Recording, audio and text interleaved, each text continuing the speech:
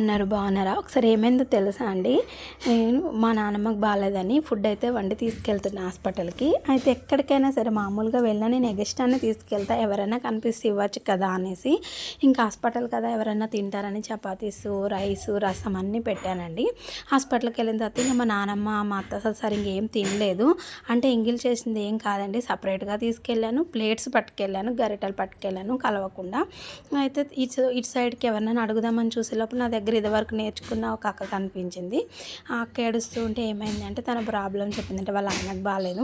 ఇంకా అక్క కూర్చోబెట్టి చపాతీలు అయితే పెట్టి ఇంకెవరైనా తింటారేమోనని అడగడానికి వెళ్తే ఒకళ్ళైతే చాలా ఆకలిస్తుందమ్మా, పిల్లలేమో చిన్న చిన్నగా ఉన్నారు, చాలా ఆకలి మీద ఉన్నాము, తేవడానికి మనీ లేవని చూస్తున్నాము అంటే సరే అని చెప్పేసి ఏమన్నా బాక్సులు ఉంటే ఇవ్వండి, ఫుడ్ అయితే ఉంది అని చెప్పాను.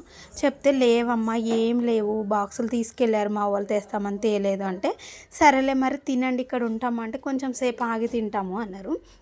సరే మరి బాక్స్లో అక్కడ మా అత్త ఉన్నది, లేదంటే నేను మార్నింగ్ వచ్చి తీసుకుంటా అని చెప్తే సరే అన్నదండి. వాళ్ళు వెళ్ళిపోతున్నారని మా అత్త అడిగితే మేము ఎక్కడికి వెళ్ళట్లే అక్కడ కూర్చుంటాము, ఇచ్చేస్తాము ఆ మేడంకే ఇస్తామన్నారంట. ఈలోపు నా దగ్గర నేర్చుకున్నాం ఉంది కదా, ఆమె కూడా మా మేడం బాక్స్లో ఇవ్వంటే ఇచ్చేస్తామని వెళ్ళిపోయారంటే అండి, ఇవ్వలేదు. అవి పిల్లల కోసం